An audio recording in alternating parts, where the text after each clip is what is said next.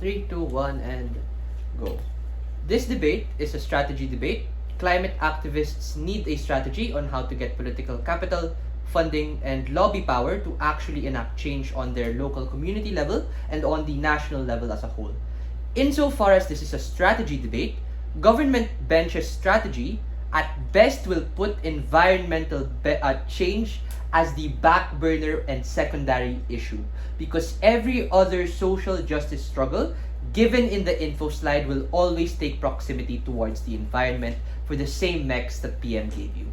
At best, what this entire debate has lacked is a proper defense of the opposition counterfactual, because opposition case isn't that climate activists should do nothing and prioritize nothing. Rather, they prioritize on the things that they have already done, highlight things that can come outcome independent of any other social justice struggle, and work on convincing people that this is an issue that can stand irrespective of all of the more proximate issues that exist, and leave it to the person themselves to choose to care.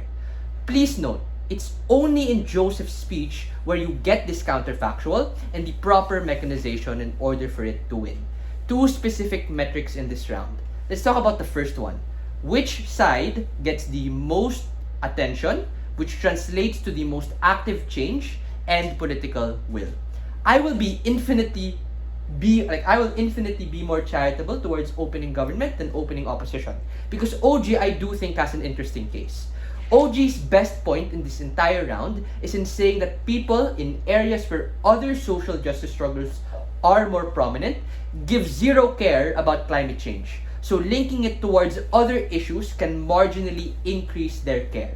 At best, opening opposition responds to this by saying it probably won't happen or it's doomed to fail. I don't think this is particularly persuasive. At best, it makes the entire discussion a deadlock, so let's break it.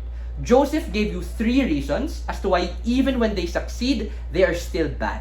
Reason number 1, your impact towards environmental change will be increasingly marginal. At their best, when they succeed, they never succeed at getting any major environmental change. Rather, they get other social activist change that might make environmental change 5% more likely 10 years into the future. So weighing this uncertainty, it's incredibly unlikely that they have the same extent of success as to what happens on our side of the house. Reason number 2, you deprioritize grassroots efforts that already exist. And this responds to DPM, because DPM assumes that there isn't any environmental efforts in any of these countries plagued by armed conflict or other social justice issues.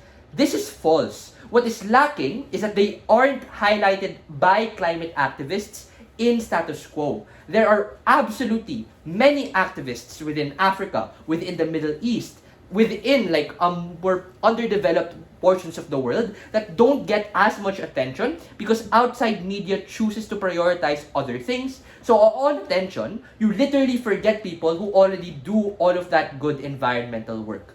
Reason number 3, your success is outcome dependent on these other social issues and these other social activists succeeding. The reason why this is bad is because they have their own sense of identity. They have their own set list of issues. So the moment you cater to these issues, you tend to forget your own unique problems. Again, I'm pointing this out because it's crucial in breaking opening deadlock by giving key metrics as to why even at government's best, they still leave out the major extent that happens in environmental progress on side opposition.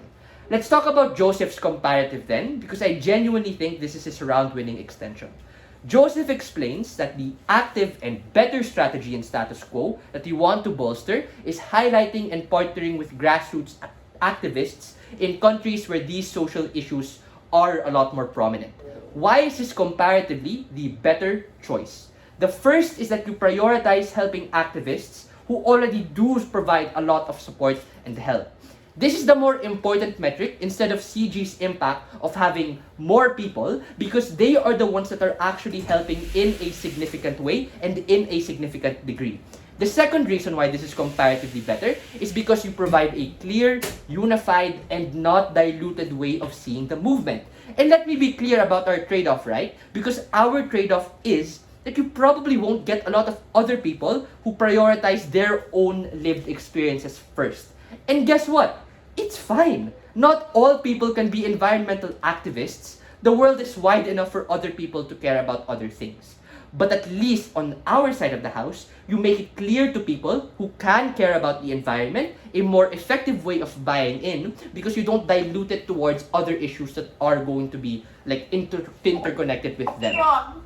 The last metric before I take the POI is on effectivity. And this is where scale is really important. Environmental issues like the eco-bricks that Joseph talked about provide a real tangible change to all of the communities that can change and convince minds. Absent any other political social justice issue that can change, our strategy might have a smaller scope, but we operate on greater depth. Government bench is at best mile wide, but inch deep. I'll take the POI now. If you say that you don't care about people who connect with their lived experiences, you literally lose out people who suffer from climate change itself. You contradict your partner's case, where he says that you will just be left with people who are there funding you because of PR and all. Engage. No, that's not what we're saying, right? Because I think Joseph was very clear in saying that, yeah, people can care about other things. And if you can choose to be a feminist and an environmental activist, that's fine. What we're talking about isn't that. What we're talking about is the actual extent of change that can happen, because people tend to prioritize one thing at most. That is the change that happens on our side that you lose when you have to muddle all of these things. Let's talk about the second issue really quickly, right? Which is which side gets the most funding. And this is a secondary issue that CG tries to win on, because their main extension is in saying that, you can broaden and lessen the barrier to be an environmental activist to get more people invested. There's two quick problems with this.